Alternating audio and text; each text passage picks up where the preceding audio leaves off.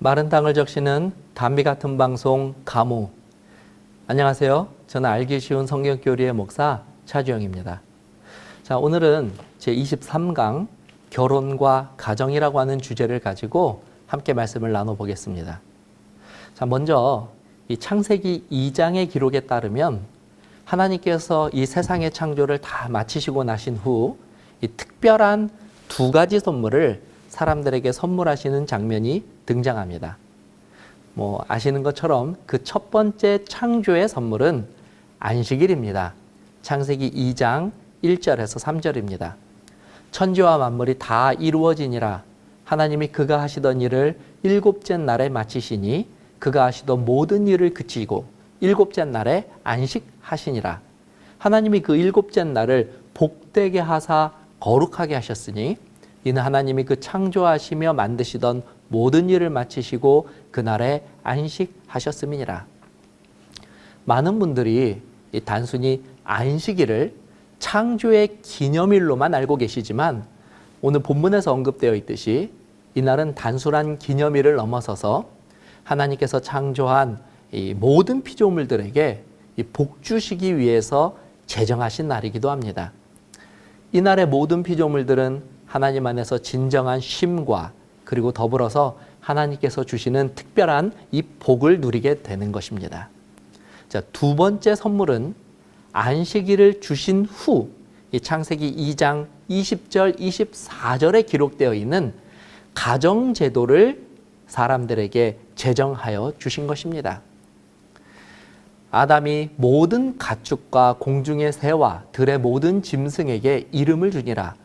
아담이 돕는 배필이 없으므로 여호와 하나님이 아담을 깊이 잠들게 하시니 잠들매 그가 그 갈빗대 하나를 취하고 살로 대신 채우시고 여호와 하나님이 아담에게 취하신 그 갈빗대로 여자를 만드시고 그를 아담에게로 이끌어 오시니 아담이 이르되 이는 내 뼈 중에 뼈요 살 중에 살이라. 이것을 남자에게 취하였은즉 여자라 부르리라 하니라. 이러므로 남자가 부모를 떠나 그의 아내와 합하여 둘이 한 몸을 이룰지로다. 안식일 제도와 마찬가지로 가정 제도를 제정하신 목적, 그것도 하나님께서 이 땅에 창조하신 사람들의 행복과 기쁨을 더욱 증진시켜 주시려고 하는 목적으로 바로 제정하신 제도가 바로 이 가정 제도입니다. 이 두 가지 제도를 하나님께서 이 선물이라고 우리들에게 허락하여 주신 것입니다.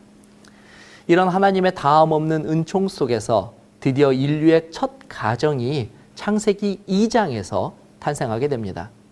물론 이 신랑과 신부는 인류의 첫 조상인 아담과 하와였으며 그들은 하나님이 창조하신 이 완전한 세상에서 완전한 행복과 기쁨이 넘치는 그리고 또 하나님께서 주시는 복을 누리며 살아가는 최초의 가정을 이루며 살아가게 되었습니다. 근데 너무나 안타까운 것은 이처럼 완전한 하나님의 창조와 또 풍성한 하나님의 선물을 누리며 살았음에도 불구하고 인류의 첫 가정인 아담과 하와는 이 사단, 마귀의 꼬임에 넘어가서 그만 하나님을 거절하고 반역하는 일에 가담하였다는 슬픈 사실입니다. 이로 인해 그들은 아무런 부족함도 없이 모든 것이 완전했던 이 하나님의 낙원 에덴 동산에서 그만 쫓겨나는 비극을 겪게 되었고 이후로 이 죄의 저주와 고통 가운데 살아갈 수밖에 없는 이 범죄한 세상에서 살아가는 죄인이 되고 만 것입니다. 자, 그런데 이 과정 속에서도 이 하나님의 은혜는 여전히 존재하였습니다. 너무나 감사하게도 비록 그들이 이 하나님의 동산 이 에덴에서 쫓겨나 더 이상 낙원에 있는 이 생명나무를 먹을 수는 없게 되었지만 그 나라에 있었을 때 하나님께서 그들에게 주신 두 가지 선물, 즉 이 안식일 제도와 가정 제도는 범죄한 이후에도 그들이 에덴 동산에서 가지고 나와서 계속해서 이 땅에서 누릴 수 있도록 하나님께서 허락하셨습니다. 따라서 비록 죄악이 관영한 세상에서 오늘날 인류가 살아간다고 할지라도 누구든지 하나님의 이 말씀대로 거룩하게 안식일을 구분하여 준수한다면 여전히 인류는 하나님께서 언약하신 이 안식일의 복을 누릴 수 있으며, 또 마찬가지로 오늘 우리가 다루고자 하는 이 가정제도 역시 하나님께서 처음 가정제도를 제정하신 그 목적과 의미에 맞게 우리가 가정제도에 충실한다면 이 가정제도를 통해서 하나님께서 주시고자 하는 그 행복을 여전히 누릴 수 있게 된다는 사실입니다. 엘렌 화이트는 이 부조와 선지자에서 가정제도에 나타난 하나님의 뜻을 다음과 같이 기록하고 있습니다. 하나님께서 이 최초의 결혼을 주례하셨다. 그러므로 이 제도의 창시자는 우주의 창조주이시다. 혼인은 귀하다. 이것은 하나님께서 사람에게 주신 최초의 선물들 중에 하나였으며, 타락 후에 아담이 낙원문들 저편에서 가져온 두 제도 중에 하나이다. 이러한 관계에 있어서 하나님의 원칙을 인정하고 순종할 때에 결혼은 축복이 된다. 부조와 선지자 46페이지의 내용입니다. 자, 그럼 지금까지의 내용을 간단하게 정리하면 다음과 같은 분명한 결론에 이를 수 있습니다. 안식일과 결혼제도는 범죄한 이후로도 여전히 하나님께서 인류에게 복을 주시는 통로이며, 지금도 누구든지 이 제도를 하나님의 뜻에 따라서 잘 준수하게 된다면 범죄하기 이전 이 아담과 하와가 에덴에서 누렸던 것과 같은 그와 같은 복들을 이 땅에서 누리며 여전히 살 수 있다는 것입니다. 자, 그럼 우리도 이 동일한 복을 누리기 위해서 하나님께서 원하시는 올바른 가정제도의 원칙들이 무엇인지를 한번 본격적으로 찾아보도록 하겠습니다. 자, 우선 가정제도의 원칙들을 살펴보기 전에 기본적으로 가지고 있어야 할 성서적 개념이 한 가지 있습니다. 그것은 바로 하나님께서 남자와 여자를 창조하실 때 어떠한 차별도 두시지 않았다는 사실을 우리가 반드시 이해하고 이 가정제도를 이해해야만 합니다. 자, 이제 어떤 분들은 남자가 여자보다 훨씬 일찍 창조되었으며, 또 이 범죄한 이후에 하나님께서 창세기 3장 16절에서 남편은 너를 다스릴 것이니라고 명령한 이 내용을 근거로 들어서 성경은 남자가 여자보다 더 월등하다고 하는 것을 가르치고 있다라고 잘못된 주장을 하기도 합니다. 다시 한번 말씀드리지만 이것은 결코 성서적인 주장이 될 수 없으며, 하나님께서는 성경 어디에서도 남녀의 차별이나 이 지위를 구분하셔서 그것을 지키거나 혹은 그것을 따르라고 명령하신 적이 없습니다. 성경은 어디까지나 하나님께서 남자와 여자를 동등한 관계로 창조하셨으며, 특별히 서로 돕고 의지하며 사랑하는 관계로서 남녀를 구분하셨다고 하는 사실을 우리들에게 가르쳐주고 있습니다. 먼저 우리가 이 부분과 관련하여 살펴볼 성경절은 창세기 1장 26, 27절입니다. 하나님이 이르시되 우리의 형상을 따라 우리의 모양대로 우리가 사람을 만들고 그들로 바다의 물고기와 하늘의 새와 가축과 온 땅과 땅에 기는 모든 것을 다스리게 하자 하시고, 하나님이 자기 형상 곧 하나님의 형상대로 사람을 창조하시되 남자와 여자를 창조하시고. 창세기 1장은 사실 여자를 창조하시는 창세기 2장보다 앞선 기록입니다. 그러나 이미 하나님께서는 하나님의 형상으로 남자와 동일하게 여자를 창조하실 것이라고 미리 기록하고 계십니다. 특히 창세기 1장 26절에서 하나님은 하나님의 형상으로 사람을 만드실 것이라고 선언하셨는데, 여기서 이 사람이라고 하는 히브리 단어는 남자만을 지칭하는 단어가 아니라 남자와 여자 모두를 총칭하는 단어입니다. 즉 하나님께서는 남자와 여자 모두를 하나님의 형상을 따라 창조하셨으며, 하나님께서도 성부와 성자와 성령이 계시듯이 사람도 남자와 여자로 나뉘는 것은 이 직분이나 신분상의 차별이 있는 것이 아니라 각자의 개성에 따른, 그리고 각자의 역할에 따른 차이가 있을 뿐이라고 하는 사실을 하나님의 형상을 따라 창조되었다고 하는 말씀으로 분명하게 우리들에게 가르쳐주고 있습니다. 그러므로 우리는 이 성경에서 남자가 여자보다 더 우월하고 또 존중받아야 한다는 이 남녀 차별적인 가르침이, 그리고 그와 같은 내용이 어디에서도 찾아볼 수 없다는 것을 분명히 해야 합니다. 그러므로 모든 남녀 차별적 사상이나 생각은 범죄한 이후 이 마귀로부터 기인한 죄의 결과들이며, 따라서 참된 그리스도인들이라면 하나님께서 처음 세상을 창조하실 때 세우신 이 고상하고 분명한 원칙들을 깨닫고 또 그것을 삶에서 실천하면서 살아야 합니다.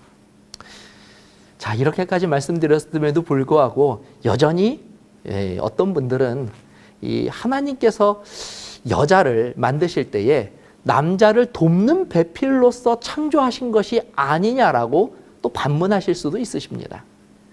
그러나 이런 식으로 남녀의 위상을 정한다면 한번 잘 생각해 보시기 바랍니다. 도움을 베푸는 쪽보다 오히려 도움을 받는 쪽이 상대적으로 조금 더 부족한 존재라고 하는 것을 스스로 인정하지 않을 수가 없게 됩니다. 분명한 사실은 성경은 남자와 여자 모두를 동일한 하나님의 형상으로 창조하셨고, 또 이 창조의 원칙은 범죄한 이후에도 변함이 없이 존중되고 지켜져야 한다는 사실입니다. 이 가장 기본적인 창조의 원칙을 인정하지 못하고서는 누구도 남자와 여자가 연합하여서 이룰 이 결혼 제도를 통해서 하나님께서 주시고자 하는 완전한 복을 결코 누릴 수 없게 될 것입니다.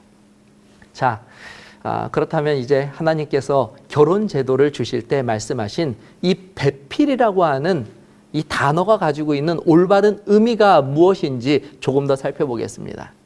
먼저 이 배필이라고 하는 단어의 원어적 의미는 조화가 되다라고 하는 의미를 가지고 있습니다. 그러므로 이 단어를 원어 그대로 해석하면 하와는 아담과 조화되는 사람이 되어야 한다는 것입니다. 여러분, 어떤 일을 할 때 누군가 이 조화를 이루면서 어떠한 일을 해보신 경험이 있으실 것이라고 생각합니다. 이 조화를 이루기 위해서 가장 중요한 요건이 무엇이라고 생각하십니까? 누군가 조화를 이루기 위해서 가장 중요한 것은 서로가 조화를 이룰 수 있도록 노력해야 된다는 사실입니다. 다시 말해서 조화는 함께 노력할 때에만 가능한 일이지 결코 한 사람이 노력한다고 이루어지는 것이 아니라는 것이죠.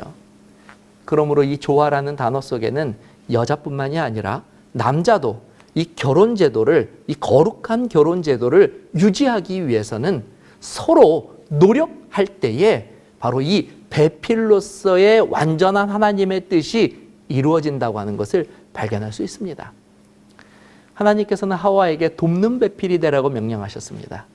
이것이 하나님께서 주신 결혼 제도의 첫 번째 명령이자 모든 사람이 준수해야 할 하나님의 말씀이었습니다. 그러므로 아담 역시도 하와와 마찬가지로 당연하게 이 완전한 조화를 이루기 위하여 자신도 돕는 일을 행하여야만 하였던 것입니다. 우리가 일반적으로 알고 있는 것처럼 이 남자와 여자는 여러 면에 있어서 많은 차이를 가지고 있습니다. 한때 유행했던 이 책 제목이 있죠. 이 화성에서 온 남자, 금성에서 온 여자. 바로 이 제목처럼 남자와 여자는 이 신체적 차이뿐만 아니라 성격, 그리고 관심사, 일을 처리하는 방식에 이르기까지 너무나 다른 점들을 가지고 있습니다. 그러나 혹자들은 이 남자와 여자가 그래서 조화를 이루기에는 너무나 다르다. 그래서 어려운 점들이 많다고 또 생각하기도 합니다. 그래서 이 아마도 화성에서 온 남자, 금성에서 온 여자 같은 책들이 이 베스트셀러의 반열에 오른 것이 아닌가 조심스럽게 생각해 봅니다. 그러나 한 가지 분명한 사실은 남자와 여자를 이처럼 다르게 창조하신 것도 하나님이시며, 동시에 이 서로 다른 두 존재가 조화롭게 살아야 한다고 명령하신 분도 하나님이시라는 사실입니다. 그러면 어떻게 이 남자와 여자가 이처럼 큰 차이에도 불구하고 완전한 조화를 이루며 살아갈 수 있을까요? 이것에 대해서 성경은 하와를 창조하시는 매우 특별한 방법을 통해서 그 비결이 무엇인지를 우리들에게 가르쳐주고 계십니다. 창세기 2장 22절 23절입니다. 여호와 하나님이 아담에게 취하신 그 갈빗대로 여자를 만드시고 그를 아담에게로 이끌어 오시니 아담이 이르되 이는 내 뼈 중에 뼈요 살 중에 살이라. 이것을 남자에게 취하였은즉 여자라 부르리라 하니라. 하와는 다른 피조물처럼 흙으로 빚어서 창조된 존재가 아니었습니다. 다른 피조물들과 달리 아주 특별한 방법으로 창조되었는데 하나님께서는 남자를 먼저 창조하시고 남자의 갈빗뼈를 취하셔서 여자를 만드셨습니다. 자, 하나님께서 이와 같이 하신 이유가 무엇일까요? 아마 아담은 하나님께서 이와 같이 하신 그 이유를 깨달았을 것입니다. 이 깨달은 결과로 아담은 여자를 향하여 이런 위대한 고백을 합니다. 이는 내 뼈 중에 뼈요 살 중에 살이라. 다시 말해 비록 겉으로 볼 때 여자는 남자와 확연하게 차이가 나는 다른 존재처럼 보이지만 그 본질을 따지고 들어가면 남자의 몸의 일부, 즉 남자 자신인 것입니다. 여자도 사실은 남자인 것이죠. 본질적으로 같은 존재라는 사실입니다. 왜 하나님께서는 여인을 이와 같은 방법으로 창조하시고 또 이 특별한 창조의 방식을 남자와 여자로 하여금 알게 하셨을까요? 여기에 바로 서로 다른 두 존재가 서로 조화롭게 도울 수 있는 배필이 될 수 있는 그 방법이 들어 있습니다. 자, 일찍이 이 사도 바울은 이 원칙을 깨닫고 하나님의 가정들에게 다음과 같은 권면을 하였습니다. 에베소서 5장 28절입니다. 이와 같이 남편들도 자기 아내 사랑하기를 자기 자신과 같이 할지니 자기 아내를 사랑하는 자는 자기를 사랑하는 것이라. 하나님께서는 남자와 여자가 다름에도 불구하고 완전한 조화를 이루기를 원하셨고 또 이룰 수 있다고 말씀하셨습니다. 그러나 이것은 일반적인 노력으로 되는 것은 아닙니다. 완전한 조화는 서로를 진심으로 사랑할 때에만 가능하게 되어 있습니다. 그리고 이 진정한 사랑이란 상대방을 남이 아니라 바로 자기 자신처럼 아끼고 배려하고 이해할 때 비로소 완성되는 것이었습니다. 자, 이런 사랑이 있다면 아무리 큰 차이나 다름이 있을지라도 완전한 조화를 이루는 것이 가능하며 또 이 완전한 조화를 통해서 사랑은 더 큰 행복과 축복 속에서 더 풍성한 삶을 영위할 수 있도록 그 가정을 이끌게 될 것입니다. 이것이 바로 하나님께서 남자와 여자를 창조하신 이유이며 결혼 제도를 통해서 사람들에게 주시고자 하는 가장 큰 복이었습니다. 자, 이제 다음 시간에는 이 결혼 제도를 통해서 탄생하게 되는 이 가정의 원칙들은 무엇이고 또 그것들을 통해서 하나님께서 주시고자 하는 이 궁극적인 은총들은 무엇인지를 조금 더 살펴보도록 하겠습니다. 감사합니다.